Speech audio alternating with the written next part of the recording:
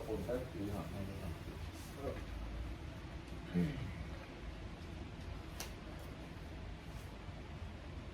එහෙනම් හරි නේ. ඊය අපි කියුවේ මධ්‍යම නිකාය සුණක්කත් සූත්‍රය. ඔව් මම. මේ ගැන අටුවාවේ තියෙනවා සුණක්කත්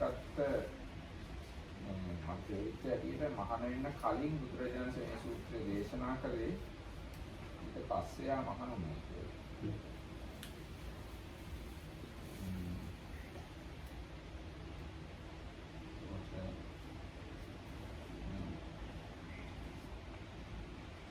අපි කියෝපු දැනේ හැටියට දැන් අපි කියාගෙන ආවේ මේ දැන් පංචකාමයන් කෙරෙහි කැමති එක්කෙනා ආනින්ජය ගැන කතා කරනවට කැමති නැහැ. ඒ කියන දේවල් අහන්න යා කන් යොමු කරන්නේ නැහැ. ඊට පස්සේ ආනින්ජයට පැමිණිච්ච එක්කෙනා ආනින්ජය කියලා සාමාන්‍යයෙන් චතුර්ථ ධානයේදී කියනවා. ආනින්ජයට පැමිණි එක්කෙනා පංචකාමයෝ ගැන කතා කරනවට කැමති නැහැ. ඒවා කතා කරන අය ආශ්‍රය කරන්න කැමති නැහැ. ඊට පස්සේ ආකින්චඤ්ඤායතනෙට කියේ කියනවා ආනින්ජය ගැන කතා කරනවට කැමති නැහැ. ඒවා අහන්න කන් යොමු කරන්නේ නැහැ. ඊට පස්සේ නේව සංඥා නාසඤ්ඤායතනෙට කියේ කියනවා ආනින්ජය ගැන කතා කරනවා කැමති නැහැ. ඒවා විතර්ක කරන්න ඒවට කැමති නැහැ. ඊට පස්සේ නිවන්නට ගියේ එක්කෙනා එක්ක නිවන දන්න එක්කෙනා නේව සංඥා නාසඤ්ඤායතනය ගැන කතා කරනවට කැමති නැහැ.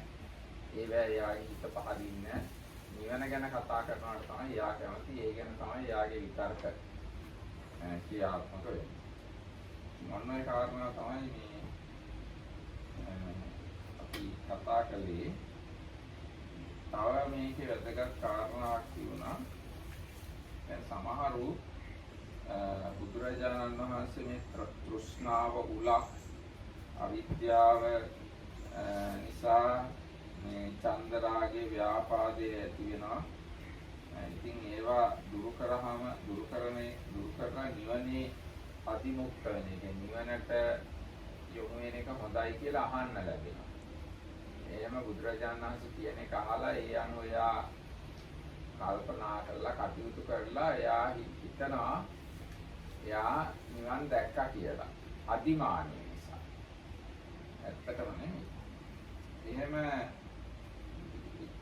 නිවන් දැක්කා කියලා හිතලා එයා ඇහෙන් කනෙන් නාසයෙන් දිවෙන් ශරීරයෙන් නොසුදුසු අරමුණු ගන්න.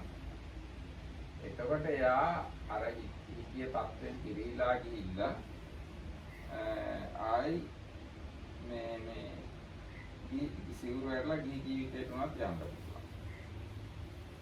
ඒ උපමාවකින් කිව්වා මේ ඊතලයක් වෙදිච්ච කෙනෙක්ව එයාගේ නෑයෝ එක්කන් යනවා මේ වෛද්‍යවරයෙක් ගාවට සල්ලි වෛද්‍යවරයෙක් ගාවට. ඉතින් ඒ සල්ලි වෛද්‍යවරයා ඊතලේ අයින් කරලා විස අයින් කරලා කියනවා පරිස්සමෙන් ඉන්න කියලා. නොගැලපෙන වැඩ කරන්න එපා කියලා. විස පොඩ්ඩක් ඉතුරු වෙනවා. ඒ තුවාලේ තියෙනවා. තුවාලේ හොඳ වෙනකම් පරිස්සමෙන් ඉන්න කියනවා. ඒ වුණාට එයා පරිස්සම් වෙන්නේ නැහැ. නොගැලපෙන විදියට වැඩ කරනවා. ඉතින් එයා තුවාලෙත් වැඩි වෙලා තුවාලේ පැසවලා මැරෙනවා. ඉතින් අන්න තව එක්කෙනෙක් ඉන්නවා. එයාට වෛද්‍යවරයා පරිස්සම් වෙලා ඉන්න කිව්වම එයා පරිස්සම් වෙලා ඉන්නවා. ඒකට ඉතින් එයාගේ තුවාලේ වැඩි වෙන්නේ නැහැ. තුවාලේ හොඳ වෙලා ගිහිල්ලා එයා හොඳ තත්ත්වයකට එනවා. ඉතින් ඔන්න ඔය කාරණා ටික තමයි මේ අපි කතා කරේ. එහෙනම් තැපින් බෙල්ලට කියන්නකෝ. මේ ටික මම ඊයේ කිව්වනේ නේ. එනම් පටන් ඊයේ කියපු ටික නිකන් සාරාංශයක් කරලා මම කිව්වේ. අද බුදුම පොතෙන් සංගන්නේ. මම හිතන්නේ ඉස්සෙල්ලා සිංහලෙන්නේ කියුවේ අපි. සිංහලෙන්. අර ඊතලේ විද්‍යාව කතාවක් නේද? ඔය එතනින් ඉවරලා මේ ශාසනය මේ නැවත පහත් ජීවිතයට යන එක නිකම්ම මරණා වගේ කියලා එතනින් එතනින් නෑ. දැන් අද මම මේකේ තියෙන විදිහටම කියන්නේ නැතුව තේරෙන විදිහට කියන්න බලන්න. දැන් මේ එක්තරා පුරුෂයෙක්ට හිසපෙව් හීතලයක් වදිනවා. එයාගේ නෑයෝ එයාව මේ සැත්කම් කරන වෛද්‍යවරයෙක් ගාවට එක් යනවා. ඉතින් ඒ වෛද්‍යවරයා එයාගේ හීතල ඉවත් කරලා මේ බෙහෙත් දානවා. බෙහෙත් දාලා කියනවා මේ ඔයාගේ හීතලේ නම් ගැලෙව්වා විෂත් අයින් කළා. මේ දැන් ඔයාට කිසි බය වෙන්න දෙයක් නැහැ. හැබැයි පත්‍ය වූ භෝජන වළඳන්න කියනවා. ගැළපෙන ආහාර ගන්න කියනවා. මේ ඊට පස්සේ කාලෙන් කාලට ඒ තුවාලේ හොදන්න කියනවා. සැරින් සැරේ තුවාලෙට ආලේප කරන්න කියනවා. මොන හරි බාම් එකක් වගේ ගාන්න කියනවා. ඒ වගේම අවුවට හුලඟට අහු වෙන්න එපා කියනවා. අවු හුලඟ වැදිලා අර නණ්ඩු මේ දූවිලි ඒව වදින්න දෙන්න එපා කියනවා තුවාලේ. ඒ විදිහට තුවාලේ හොඳට ආරක්ෂා කරගන්න කියලා කියනවා. මෙයා හිතනවා ලෙඩා දැන් මගේ මේ ඊතලේ තුදුරලා දැම්මා විෂත් අයින් කළා. දැන් මට මේකෙන් ප්‍රශ්නයක් වෙන්නේ නැහැ. හැබැයි මම මේ නරක කෑම කන්න හොඳ නැහැ. මේ තුවාලෙට හොඳට සලකන්න ඕනේ. මේ කාලෙන් කාලට සෝදන්න ඕනේ. මේ බාම් දාන්න ඕනේ. එහෙම මේ අවුවට උලඟට අහු වෙන්න දෙන්නේ නැතුව තියාගන්න ඕන කියලා එයා පරිස්සම් වෙනවා. ඉතින් එහෙම පරිස්සම් වුණාම එයාගේ තුවාලයේ හැම වැඩිලා මස් වැඩිලා මේ සම්පූර්ණයෙන් හොඳ වෙලා යනවා. ඉතින් මේ ආන්නේ වගේ මේ ශාසනයේ සමහර අය මේ බුදුරජාණන් වහන්සේ මේ තෘෂ්ණා උලක් කියලා දේශනා කරලා තියෙනවා කියලා දැනගෙන මේ චන්දරාගයේ ව්‍යාපාදයේ නැමැති විෂ දෝෂ තියෙනවා කියලා දැනගෙන මේ මම ඒ තෘෂ්ණා උල ගලවලා දැම්මා කියලා හිතාගෙන ඉන්නවා. හැබැයි ඒකම එයා මේ ඇහෙන් අහිතකර රූප බලන්නේ, කනෙන් අහිතකර ශබ්ද, නාහයෙන් අහිතකර ගඳ සුවඳ, දිවෙන් අහිතකර විදියට රස විඳින්නේ නැහැ, කයින් අහිතකර විදියට ස්පර්ශ විඳින්නේ නැහැ. ඉතින් එහෙම පරිස්සම් වෙලා ඉන්නේ ඒ එක්කෙනා රාගයෙන් මැඩුණු නැති සිතින්, රාගයට යටපත් නොවුණු සිතින්ම මේ තමයි මියන්නේ. නෑ රාගයෙන් නොමැඩුණු සිතින් ජීවත් වෙනවා. එයා අර කලින් එක්කෙනා වගේ මේ වාලය නිසා මරණයට පැමිණෙන්නේ නෑ කියලා බුදුරජාණන් වහන්සේ දේශනා කළා. ඒක තමයි ඒ උපමාව. Suppose Sunakatta, a man was wounded by an arrow thickly smeared with poison, and his friends and companions, his kinsmen and relatives, brought a surgeon. The surgeon would cut round the opening of the wound with a knife, then he would probe for the arrow with a probe, then he would pull out the arrow and would expel the poisonous humor without leaving a trace of it behind.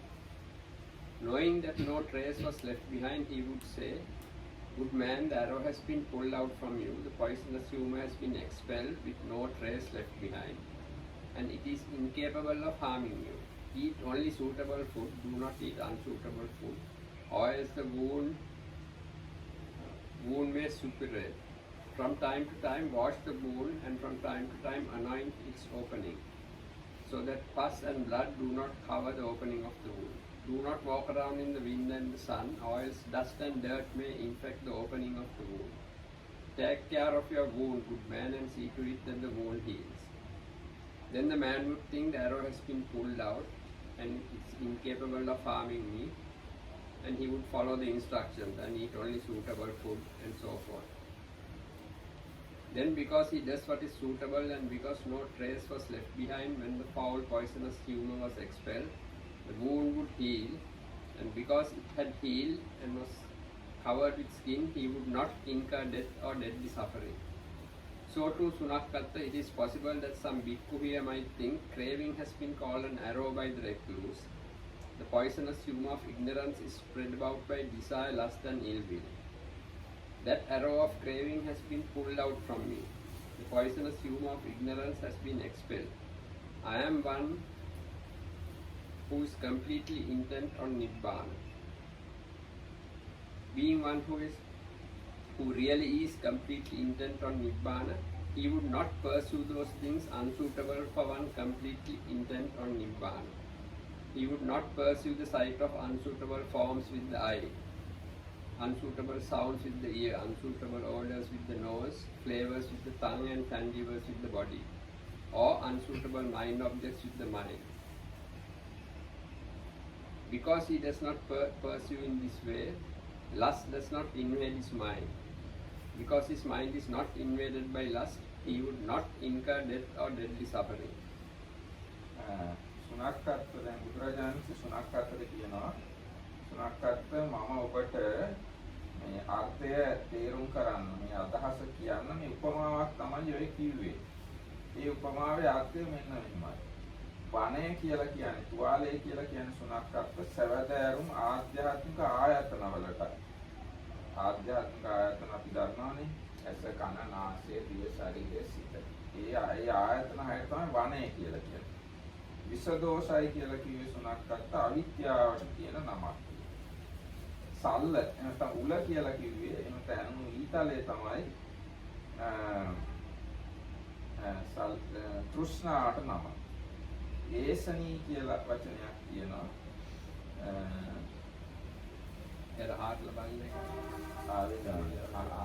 යමකින් ඒක සුද්ධ කරනවා. අන්න ඒක ස්මෘතියට නමක්. ස්මෘතිය කියන්නේ සිහියට නමක්. සත්ත්‍ය කියලා එකක් තියෙනවා. සත්ත්‍ය කියන්නේ ශාස්ත්‍රය කියන එක.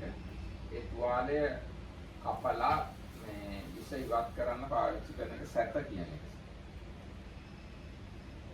ඒ කිව්වේ ආර්ය ප්‍රඥාවට ඒ නම. ආර්ය ප්‍රඥාවට තමයි සැත කියලා කිව්වේ. විසක්ක සල්ලකත්ත කියලා කිව්වේ ඒ කියන්නේ මේ වෛද්‍යවරයා සල්ලේ වෛද්‍යවරයා කියලා කිව්වේ අරහත් සම්‍යක් සම්බුදු තථාගතයන්ට නමක් ඒක. එතකොට මේ උපමා කලේ ඒ දේවල් වනේ කියලා කිව්වේ ආධ්‍යාත්මික ආයතන වලට, විෂදෝෂ කියලා කිව්වේ අවිද්‍යාවට, උල කියලා කිව්වේ තෘෂ්ණාවට, ඒක සුද්ධ කරනවා කියන එකට කිව්වේ සිහියට, ඒක කපන සල්ලේ උපකරණය තමයි සැත තමයි ආර්ය ප්‍රඥාව. බුදුරජාණන් වහන්සේ තමයි සත්කම කරන වෛද්‍යවරය කියලා ඔන්නම උපමාවක් තමයි මේ සුනක්කත්ත මම කිව්වේ. මේ සුනක්කත්ත ඒකාන්තයෙන් මේ මහන මේ ස්පර්ශ ආයතන අයේ සංවෘත වෙනවා. ඒවා පාලනය කරගන්න. පංචස්කන්ධ උපදිය දුකට මුලයි කියලා දැනගෙන උපදී රහිත වෙනවා. උපදී අතහැර දානවා. ඊට පස්සේ උපදී සංඛ්‍යාත නිවනෙහි විමුක්ත වූ. උපදී ඡය කිරීම නම් වූ නිවනෙහි එයා අභිමුක්ත වෙනවා. යෙදෙනවා. ඒ වගේ කෙනෙක් කාමෝපදීන්හි යෙදෙනවා කියන එක. සිත යොදවනවා කියන එක විද්‍යමාන වෙන්නේ නැහැ කියලා බුදුරජාණන්සේ උපමාව පැහැදිලි කරනවා. Sunakkatta, I have given this simile in order to convey a meaning. This is the meaning here. Wound is a term for the 6 internal bases. Poisonous humour is a term for ignorance. Arrow is a term for craving. Probe is a term for mindfulness. Knife is a term for noble wisdom. Surgeon is a term for the Tathagata, the accomplished one, the fully enlightened one. That Bhikkhu Sunakkatta is one who practices restraint of the 6 bases of contact. Having understood that acquisition is the root of suffering, being acquisitionless, liberated in the destruction of the acquisitions, it is not possible that he would direct his body or arouse his mind toward any acquisition.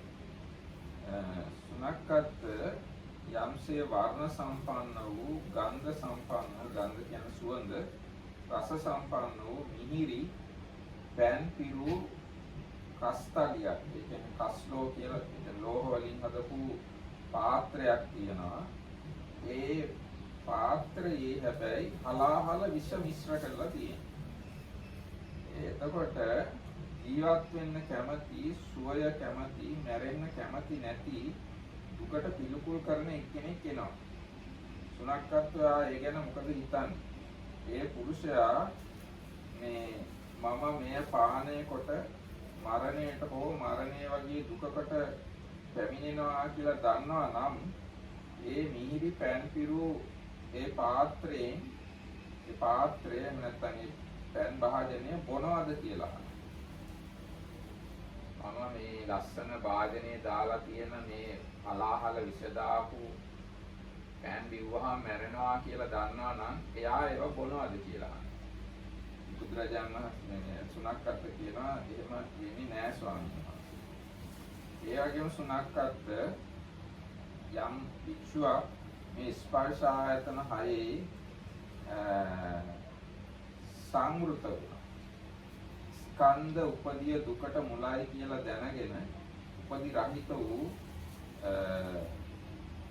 උපදි ශ්‍රේ කිරීම නම් වූ නිර්වාණෙහි අදිමුක්ත වෙනවා. ඒ කියන්නේ සිත යොදවනවා. කාම උපදියේ කෙරෙහි කය යොමු කරන්නේත් නැහැ සිත යොදවන්නේත් නැහැ කියන එහෙමයි කාම උපදියේ කයවත් සිතවත් යොදවනවා කියන මේ දෙය සිද්ධ වෙන්නේ නැහැ කියලා බුදුරජාණන් වහන්සේ දේශනා කළා.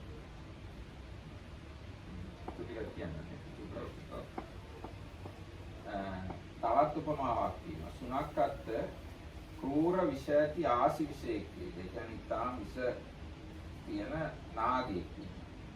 ඒ වෙලාවේ ජීවත් වෙන්න කැමති, මැරෙන්න කැමති නැති, සැපයට කැමති, දුක පිළිකුල් කරන පුරුෂයෙක් වෙනවා. සුනක්කත්වයා ඒ ගැන මොකද හිතන්නේ?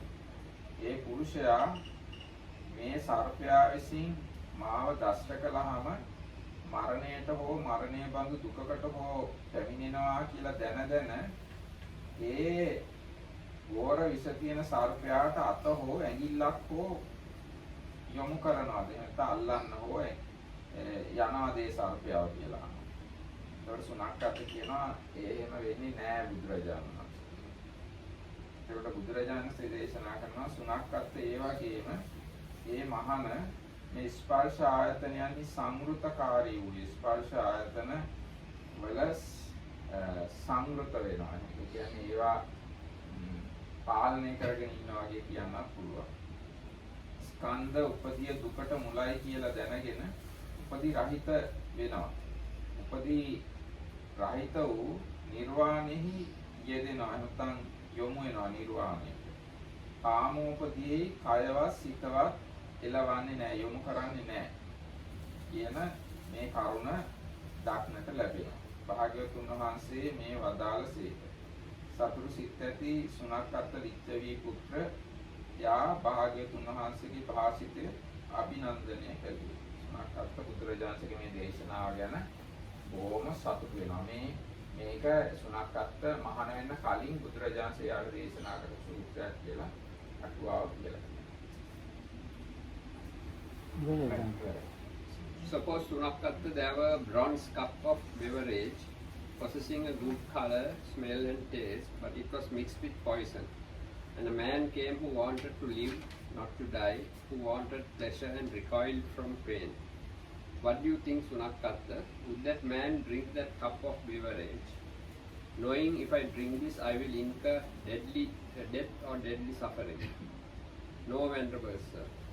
So too that bhikkhu is one who practices restraint in the 6 bases of contact. Having understood that acquisition is the root of suffering, being acquisitionless, liberated in the destruction of acquisition, it is not possible that he would direct his body or arouse his mind towards any acquisition. Suppose Sunakatta there were a deadly poisonous snake and a man who wanted to live and not to die, who wanted pleasure and recoiled from pain. What do you think, Sunakatta? Would that man give that deadly poisonous snake his hand or his thumb, knowing if I am bitten by him, I will incur death or deadly suffering? No, Venerable Sir. So too, when a bhikkhu practices restraint in the 6 bases of contact, and having understood that attachment is the root of suffering, is without attachment, liberated by the destruction of attachment, it is not possible that he would direct his body or arouse his mind towards any object of attachment. This is what the Blessed One said.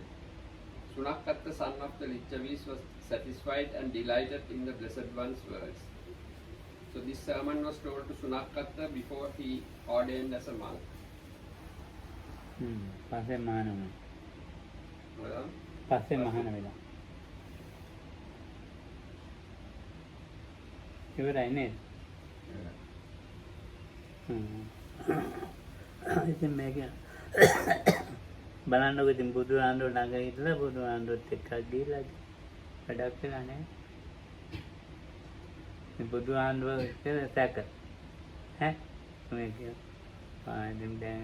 දැන් මේක තමයි මේ තියෙන ප්‍රශ්නේ. දැන් මේ අපි කියන්නේ මේ අදහස් කරේ මොකක්ද නෙවෙයි. මේ දවස්වල මේ බුදුහාමුදුරුවෝ පුනර්භවයක් කියලා නැහැ කියලා කියනවා කට්ටියක්. ඉතින් පුනර්භවයක් කියන්නේ නැත්නම් මෙන්න මොකක් කියන්නේ බුදුගුණ. දැන් ඒතකොට ඒ වගේ හරියට මත.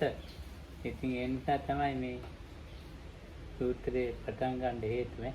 නරකක් කියනවා කියලා.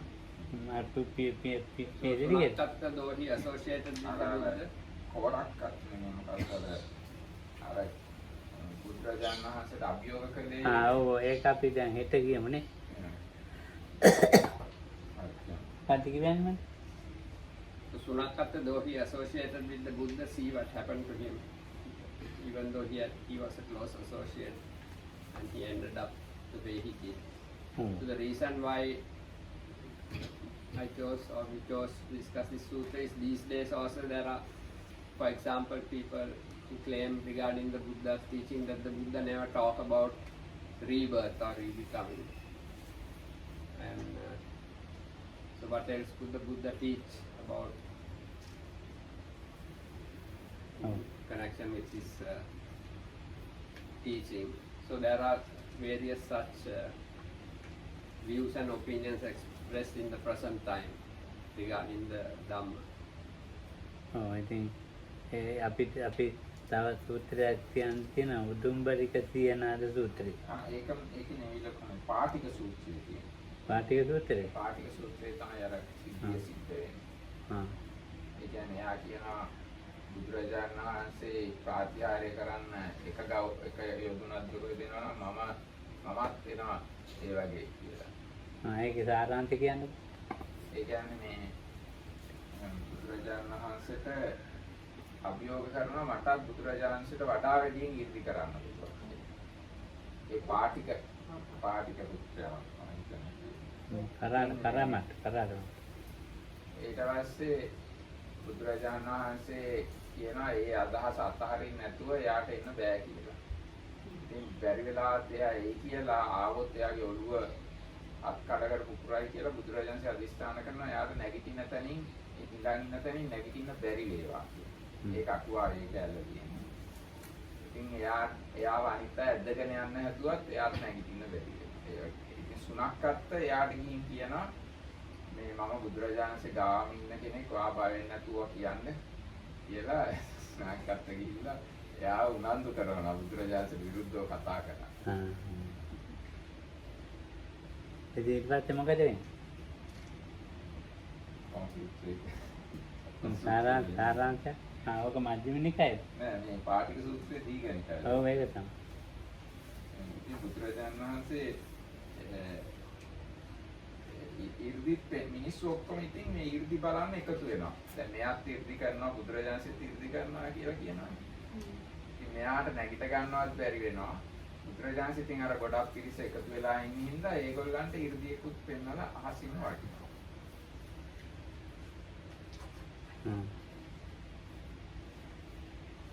ඉතින් ඒ කාලෙත් ඉතින් ඉඳලා තියෙන අය මේ බුදුහාමුදුරුවෝ බුදුහාමුදුරුවෝ හඳුනගන්නේ නැහැ. හරි. ඒක මේ අනේ මාත් කියන්නේ. ඒ සූත්‍රේ නම් කියවන්න ඕන කොහොමද කියලා. යනවා කියන්නේ කතන්දරය. ඒක තමයි හෙට අපි කියමු. හෙට කියමු. අපේ මේ පියති කියවන්නේ මොකද පඤ්ඤාව කියන්නේ නේද? එහෙමයි. පියසිගේ ප්‍රඥාව ලබා ගන්න කොහොමද?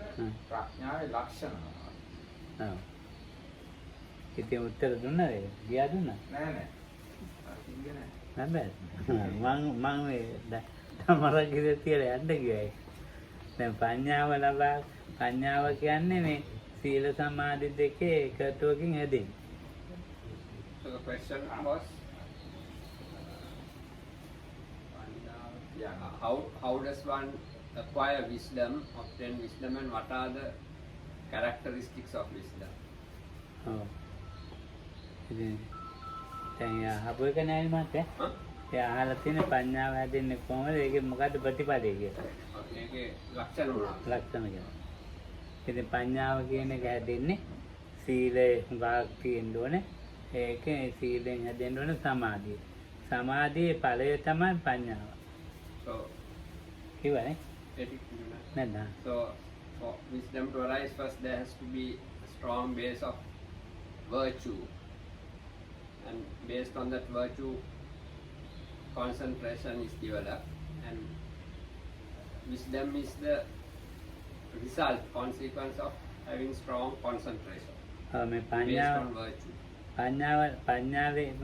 පඤ්ඤාවෙන් ප්‍රතිඵල ගන්න පුළුවන්, පඤ්ඤාවේ ලක්ෂණ දැන ගන්න පුළුවන් බුද්ධ ශ්‍රාවකයන් විතරයි.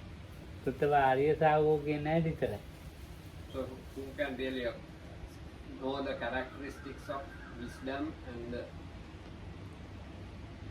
who can get the results of having wisdom are the noble disciples of the Buddha only. මොනවා ලොකුවට ඉගෙන ගත්තත් මොනවා දැනුමට මොන පඤ්ඤාව හැදෙන්නේ නැහැ. Even though one may be very learned and know much about many subjects, එනවා. wisdom does not arise through those through that type of learning. ඒකට හුඟක් දෙනෙක් හිතන මේ මොනවා හරි දැනුමක් තියෙනවා ඒක පඤ්ඤාවයි කියලා. So many people think if you have a lot of knowledge regarding many things, that is wisdom. ඒක පඤ්ඤාව නෙමෙයි, මේක මේ නුවණ. So that is not wisdom, that is knowledge or maybe intelligence.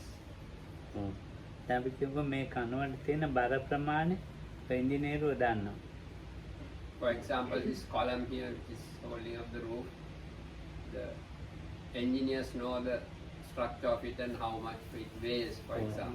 මේ කනුවට තමයි ගොඩක් බර ඉන්නේ කියලා දන්නවා මේ ගේ. They know that for this building, this is the column which has to bear a lot of the weight. ඔව් ඉතින් ඒ වගේ ඒක පඤ්ඤාවටයි ගන්න ආරේ නුවණි පඤ්ඤාවෙන් කරලා කියලා කිව්වොත් වැරදි, ඒක නුවණින් කරලා. So those are things done with the help of intelligence.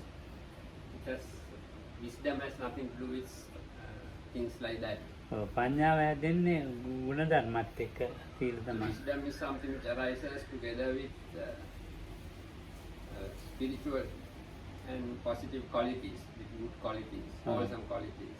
ඉතින් ඒ පඤ්ඤාව තමයි මේ කෙනෙකුට මේ ලෞකික ලෝකෝත්තර වශයෙන් ඒක ලෝකෝත්තර පැත්තට හරව ගන්න පුළුවන් මේ ශක්තිය හදා දෙන්නේ. So it's wisdom which helps to bring about the possibility, the strength that is necessary to turn from the transcend the state of worldliness and go towards the supramundane.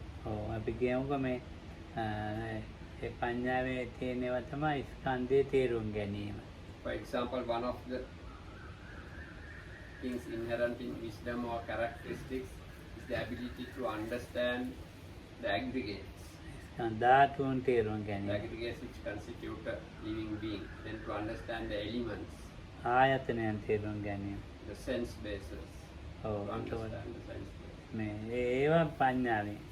So those are functions done with panya or wisdom. ඔව් මේ සිතේ තියෙන මේ චෛතසිකයන්ගේ ස්වභාවය හඳුන ගැනීම.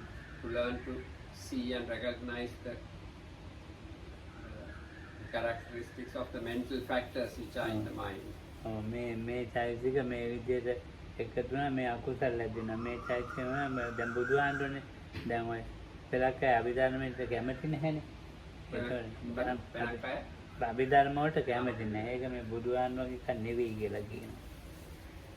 So to know that various mental factors combine in this way to make unwholesome deed arise, or other factors combine towards wholesomeness. So this is the Buddha's teaching of the Abhidhamma, and many people don't like the Abhidhamma, and they also say this is not part of the Buddha's ඔව් ඒ teaching. සිතක් හට ගන්න ක්‍රම තමයි ඊට වෙදී පඤ්ඤාවක් ඒ තමයි ඊන පඤ්ඤාව කියදී. So this is the way various states of mind arise. So there is no wisdom superior to that. That is the highest level of wisdom. දැන් that උගාක් දෙනෙක් is ඔය not සිත there. ගැන පොත් ලියනවනේ. So many people write books regarding the mind. ඔව් ඒ සිත ගැන නෙමෙයි ඒගොල්ලෝ මොනවා හරි කිව්වේ තියෙන. සිත ගැන යමක් දේශනා කළා නම් යමක් එතකොට බුදුහාමුදුරු අවබෝධයෙන් මේ දේශනා කරපු දේට වඩා කවුරුවක් කියලා නැහැ. ඒක කියන්න කෙනෙකුත් නැහැ. කියන්නෙත් බෑ. So those are not really going to depth about the mind. If anything has been said or taught about the mind, there is no one who has taught it to a deeper or more subtle level than the Buddha. ඒවෙන් ගත්ත දේවල් තමයි ඔය ඉතින් එක එක්කෙනා මේ සාකච්ඡා කරන්නේ. So people who have acquired or taken parts of these teachings, they discuss අලුත් දෙයක් නෙවෙයි. these various aspects. No, It's Logia- not anything new that they ලෝකෙට talk අලුත් about. අලුත් දෙයක් ඉදිරිපත් කරලා නැහැ. අද ඉදිරිපත් කරන්න බැරවයන් ගත්ත කොපි කෑලි. So there is nothing new that can be now presented in the world. It's just parts or copied from that original teaching of the Buddha. ඔව් ඉතින් නිවන තමයි පඤ්ඤාව ඉහළම ඵලය. So the highest result or the highest fruit of wisdom is Nibbana. ඔව් ඉතින් ඒක එයාක හොයාගත්ත කෙනෙක් හිටියේ නැහැනේ ලෝකේ. So there was no one who had found that state in the world prior to the Buddha. දැන් අපිට ආලාරකාලාමලා ගැන කියනකොට එතන පඤ්ඤාවක් කියවෙනවා. ඒක මේ සමතෙන් හටගත්ත මේ සිතේ ඒකාග්‍රතාවයෙන් හටගත්ත දැනුමක්. ඒ දේ විතරයි. ස්කන්ධ පංචකය ගැන දැනුමක් නැහැ. ඒ දේ විතරයි දැනීම තියෙන්නේ. So when we talk about the Buddha's former teachers like Alara Kalama, the state they attained was a kind of knowledge they acquired through the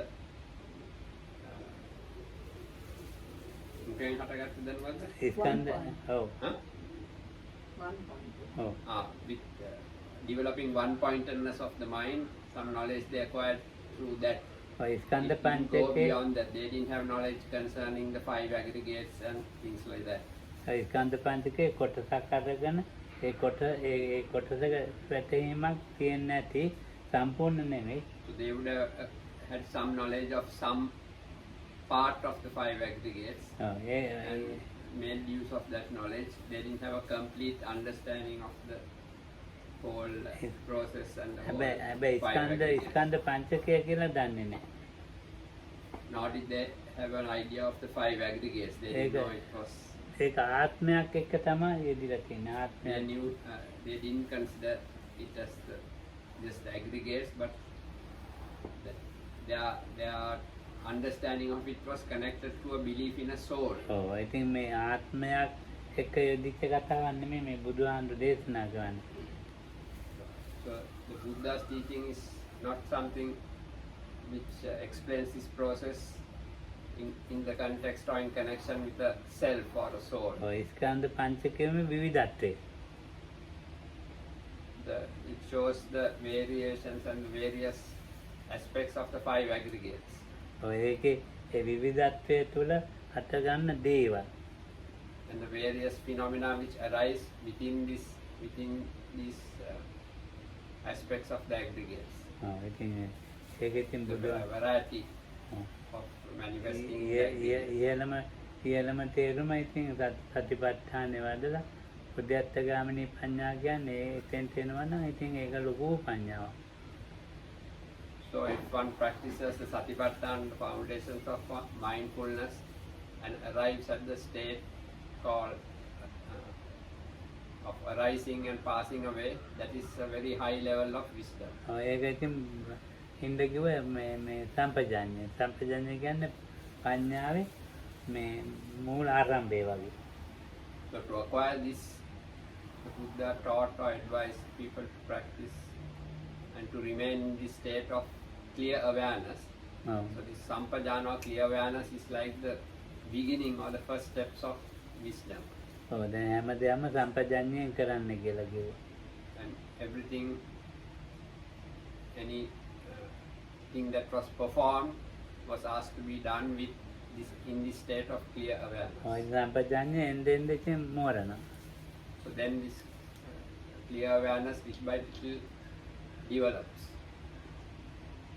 විමර්ශා කියන එක ඒ පඤ්ඤාවේ කොටසක්. සම්පජාඤ්ඤයට වැඩි එක.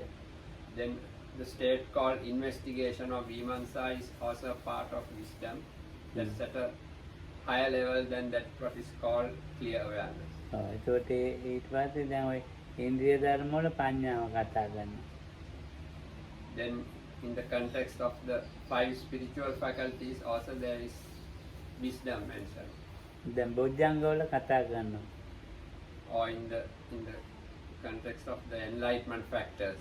ඒකේ ධම්මවිචය කියලා කතා. Yeah, it is called Dhamma Vichaya or investigation of Dhamma. ආර්ය අෂ්ටාංග මාර්ගය. In the Noble Eightfold Path, ඒක දිට්ඨි සංකප්ප වශයෙන්. the wisdom is the first two factors of the path, right view and right Yeah. thought or right aspiration. හැදෙන ආකාරය තමයි. So these are various factors. It is with them or through them that wisdom arises or wisdom is formed by them. ඔව් ඉතින් ඒක අපිට මේ සාමාන්‍ය මේ සූත්‍ර එහෙම මේ ඉගෙන ගන්නකොට සාමාන්‍ය ගානකට පඤ්ඤාව හැදෙනවා.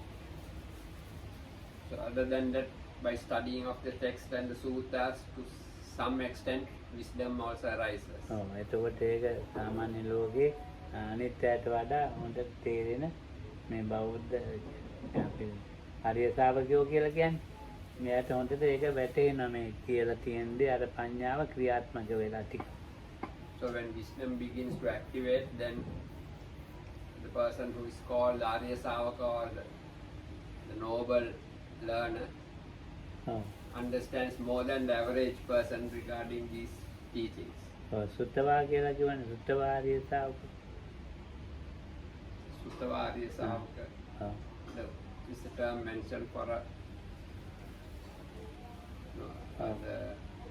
learned noble being.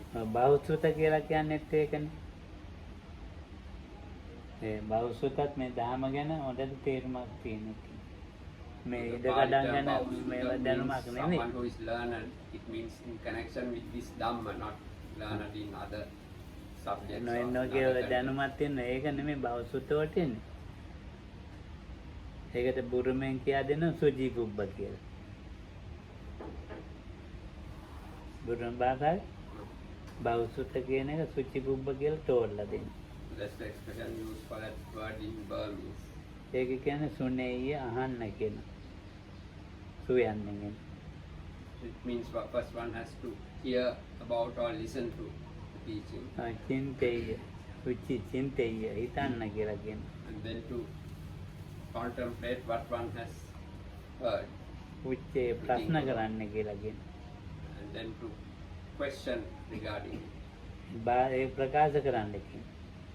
and then to express it. ඒ අර බෞසුරුද එක්කන පඤ්ඤාව පරිහරණය කරන ක්‍රම. That's the way this wise person uses wisdom. කිසිම අහන්න නැතුව මොකක් අර්ථක දෙන්නේ නැතුව එයාට මේ පඤ්ඤාව හැදෙන්නේ නැහැ. So So without these 4 steps, then this wisdom does not arise in the person. A in අහපු the ගැන proper way. අහපු දේ ගැන විතක්ක කරන්න ඕනේ. Regarding what one has heard, one has to apply one's thinking about it. ඒක අහලා වැඩක් නැහැ ගියාට විතර්ක වෙන්නේ නැත්තම්. So just having heard it is not of much use if one doesn't apply one's mind to it and thinks about what one has heard. සූත්‍ර වල කියන සුණාත මනසිකරොත කියලා. So in the suttas often it is mentioned to listen and to pay attention to. ඉතින් සුණාත කියලා කියන්න පුළුවන් මනසිකරොත කියන්නේ නැතුව දැන් මනසිකරොත කිව්වේ ඒකයි. අහන්න ඒක මෙනෙහි කරන්න. So one has to not, otherwise it could have been said just to listen. So that is not enough. You have to listen and then work your mind around it. No, I That's think what's that- meant by manasikaro. අද අපි මෙතනින් අහලා ගියාට වැඩක් නැහැ. දැන් මොකක්ද දාන්නේ කියලා දැන් පෙරක් අය අහනවා. පෙරක් අය ඉතින් මේ ලැජ්ජාවට කියලා අහන්නේ. ඒ බොරු ඒක අහන්න නැතිකමයි තියෙන්නේ. So people just listen here sometimes and go away without anything further. So some people out of, because they are shy, they don't ask. ඉතින් ඒකෙන් අර පඤ්ඤාවට උමනා කරන කවුරු දැන් දමරා කියලා යාගෙන් අහනවා මේක මොකද? ඒතකොට අහන්න එක කියා දෙන්නේ.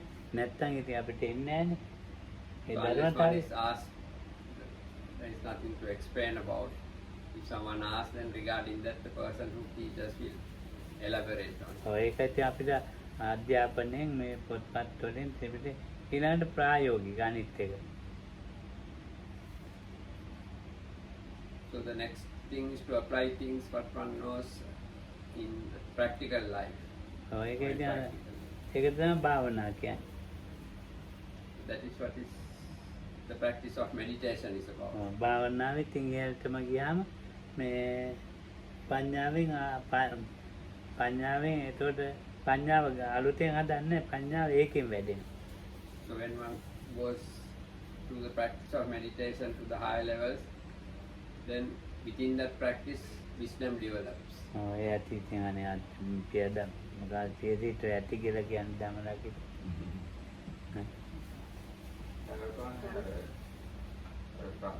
කතංසු ලබතේ පඤ්ඤං කතංග ලබතේ පඤ්ඤා ඒ කියන්නේ සද්ධානෝ අරහතං ධම්මං නිබ්බාන පත්‍ය සුසුසා ලබතේ පඤ්ඤං අප්‍රමත්තෝ විචක්කන. ඔය ඒක තියෙනවා. ඔව් තව මොකද්ද මට මතකුනේ කියන්න කියලා. ඒක කිය මට මේ කන්නකොට ගියා. පඤ්ඤා නරාණගතන කියන්නේ. පඤ්ඤා නරාණගතන. ඔව්. දැන් අර විදිහට කියන ඒකට පඤ්ඤාව හැදෙන ආකාරය. ඔව් මහා චත්තාරි සාකාරයකෙත් තියෙනවා ඒක. ඔව්. ඔය තින් බලන්නකෝ. මතක තියාගන්න නේද? ඒකත් කියන්නේ. මොකද අමත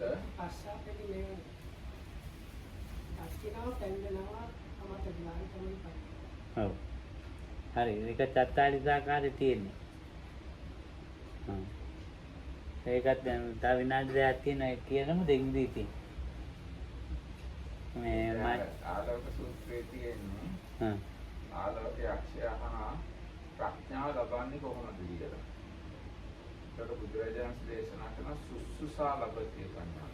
ඒ අහුම්කම් දෙන එක්කෙනා තමයි ප්‍රඥාව ලබන්නේ. නෑ සද්ධානෝ අරහතං ධම්මං නිබ්බාන පත්‍ය. රහතුන් නිවනට පැමිණි රහතුන්ව අදහන සුසුසා ලබතේ පඤ්ඤා. ඒ රහතුන්ට කම්යම කරන රහතුන්ට අහුම්කම් දෙන එක්කෙනා ප්‍රඥාව ලබනවා අප්‍රමත්තෝ විචක්ෂණ අප්‍රමාදෝ විචක්ෂණ වූ එක්කෙනා. රහතුන්ට කම්යම කරන අප්‍රමාදෝ විචක්ෂණ එක්කෙනා ප්‍රඥාව ලබනවා කියලා ඒකේ ආලෝක සූත්‍රය. අර මිනිත කිව්ව එකත් ටිකක් කියනවාද? ඔව් කියන්න. එයාට ඉංග්‍රීසි එපේ. අර විචක්ෂණ කියන වචනේ මොකක්ද? විචක්කනෝ කියන්නේ මේ තුවල බලනවා වගේ. In the Alavaka, in the Alavaka Sutra, wisdom is where there is a question: how is wisdom acquired? The Buddha says, සද්ධාන අරහතන්. ඒ රහතුන් වහන්සේලා වදහන those who have faith and confidence in the arahats, ධම්මනි ඒ රහතුන් ගැනම ඊගාට විස්තර කරන්න. ඒ කියන්නේ නිවනට පැමිණුණු රහතුන් වහන්සේලා වදහන විචක්ෂණ. සුසාරබ්බතයෝ. ඒ රහතුන්ට කන්‍යමු කරන විචක්ෂණ අප්‍රමාද එක්කෙනා ප්‍රඥාව ලබා ගන්නවා. so those who listen to these arahats who have arrived at Nibbana and have confidence in them, who listen to them and are erudite, ඒ වගේ who are learned and who ඉන්වෙස්ටිගේට් කරනවා. and investigate what they have heard from the arahants, they will acquire wisdom. මේක ගේන්නක දැම්මට ඉබේටම පිටුනා. ඒක තමයි හරි කරන්නේ.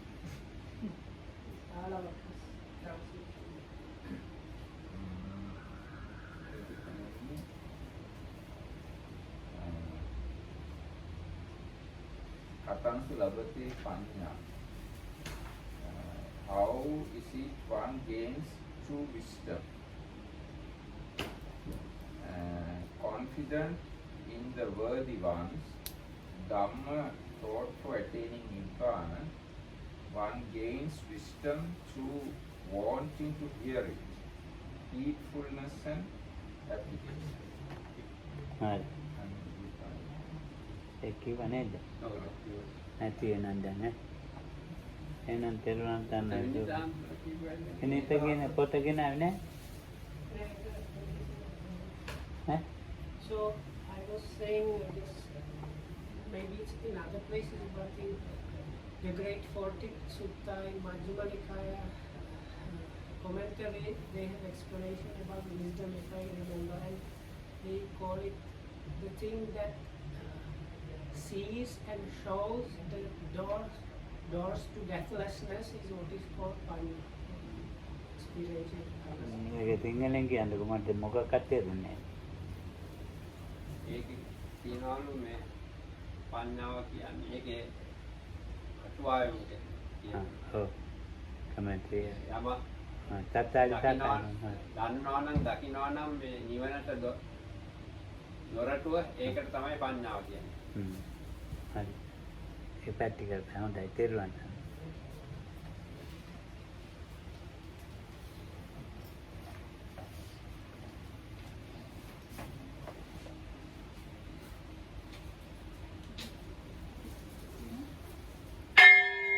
Oh.